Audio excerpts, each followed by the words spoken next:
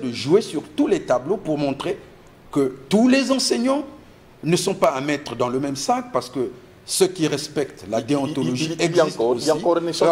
Il existe aussi. Et décourager les jeunes filles ou les jeunes garçons aussi qui proposent des enveloppes aux enseignants, surtout lorsque ceux-ci traînent des arriérés de salaire, la tentation est grande.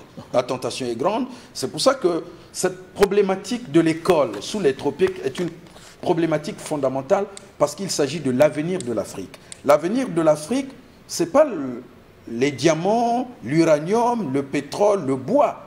L'avenir de l'Afrique, ce sont les cadres, les cerveaux. Nous avons la chance jusqu'aujourd'hui, c'est la génération post-indépendance qui dirige le pays. Mais cette génération sera dans la tombe d'ici une décennie.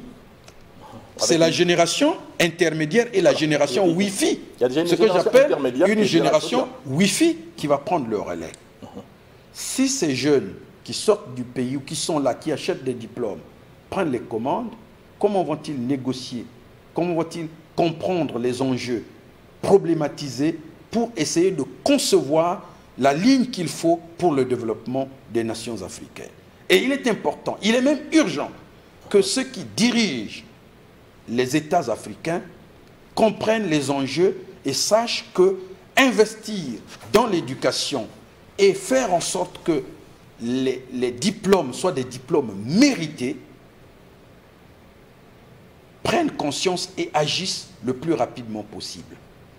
Regardez, il y a un phénomène, on sort un tout petit peu des textes, mais je profite de l'occasion pour le dire. Vous voyez que de plus en plus, nos jeunes veulent avoir des parrains pour trouver leurs emplois. Lorsqu'il y a un avis de vacances de poste dans une structure privée qui est lancée, ils ne veulent pas postuler. Pourquoi? Mais parce qu'ils savent qu'ils sont incompétents. Ils savent qu'ils sont incompétents et que lorsqu'ils sont mis à l'épreuve de l'évaluation ou de la compétition, ils démissionnent parce qu'ils savent qu'ils ont obtenu leur parchemin par des méthodes peu orthodoxes. Et si ces gens-là prennent les commandes et sont aux responsabilités, la crainte pour demain, c'est la décadence de l'Afrique. Merci mon cher ami, donc Julien Makayanzundu. Alors un dernier extrait pour prendre congé de, n'est-ce pas, pour mettre un terme à cet échange, à ce partage. Bien. Nous allons prendre le texte, le dernier texte, la guerre des gangs à l'école. Je lis. Le jour de l'attaque, les microbes avaient envoyé l'un des leurs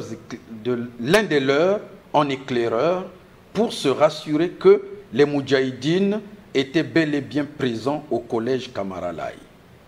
Au signal de l'éclaireur, Barakouda et les microbes débarquèrent au collège Kamaralai munis de couteaux, de fourchettes, de machettes et de gourdins. Dès l'entrée de l'établissement, ils agressaient toutes les personnes qui se trouvaient sur leur passage, élèves, professeurs, surveillants et même les restaurateurs qui étaient pris pour cible. Merci. Alors, c'est la problématique de la violence à l'école. Voilà. En milieu scolaire aujourd'hui, alors. La violence en milieu scolaire. C'est très récurrent. Alors, c'est un indicateur de la dépravation des mœurs. Lorsque la violence, la guerre des gangs se déroule à l'école, lieu, le temple, la cathédrale du savoir et de l'éducation, c'est qu'il y a un vrai problème. Nous devons ouvrir les yeux et cette réalité, vous la trouverez dans tous les pays d'Afrique au sud du Sahara. Merci Julien Makayanzundu. Je rappelle que vous arrivez sur le plateau de Cultura avec Chronique de l'école sous les tropiques, un recueil de nouvelles qui a bénéficié de la préface d'Emmanuel Ngema-Minko et de la postface de Pierre Temou. Merci, c'était avec beaucoup de plaisir, n'est-ce pas, que nous avons mené cet échange. En tout cas, il faut dire pour la continuité, bon vent. Merci et meilleurs vœux, sauf Gérard. Merci beaucoup. Amis culturels, voilà, par ces mots, nous prenons congé de vous. Nous prenons donc date pour samedi prochain, 14h30. En tout cas, passez de très belles, n'est-ce pas, de très bons moments dans vos familles respectives. Merci. À très bientôt.